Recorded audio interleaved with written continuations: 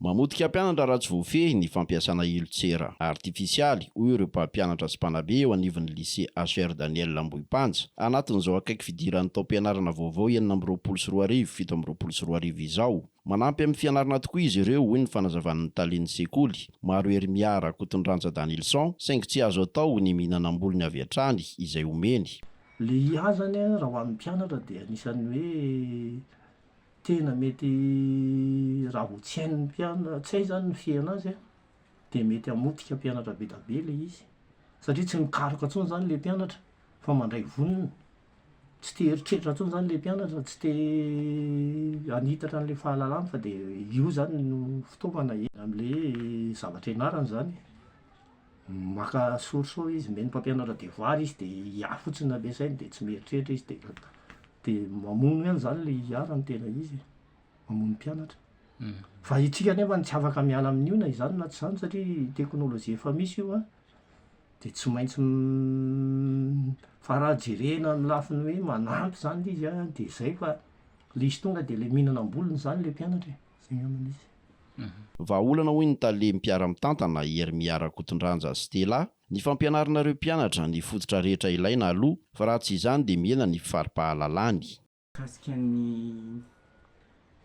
le IA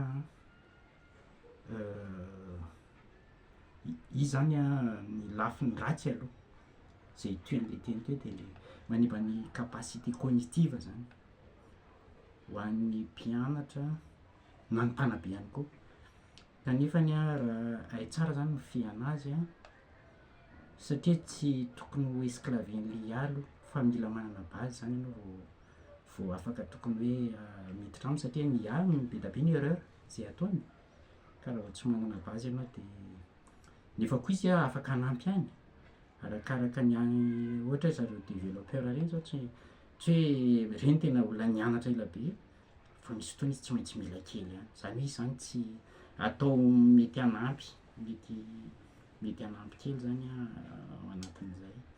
ka eo indrindrany zany ny hoe ny zavatra hoentin'ny sekoly ny moraly aloha zany dia tsy azo ialana mba ampahafantarana ny danger sy ny avantagen'le IA. Rehefa fantatry ny mpianatra zay ny ray aman-dreny dia mino fa samy tompona andraikitra ary samy handray andraikitra satria ny raha tsy tafapetraka tsara zany le toe-tsaina zay mipetraka ao an-tokantrano sy omen'ny sekoly dia tena hanahirana mihitsy ngamba ny hitantsika na eo amin'ny sehatry ny zavakanto amin'ny tontolo rehetrarehetra dia voafehin'ny IA na amin'ny resaka même na théologie rehetrarehetra zany domaine rehetrarehetra dia eo zany ny hoe tsisy tsara ohatrany manana fototra aloha zany hoe raha ny teniko mety mahery vaika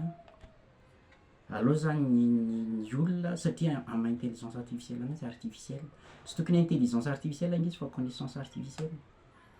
dia tokony ianao zany miesclavie anazy fa tsy izy miesclavie anao.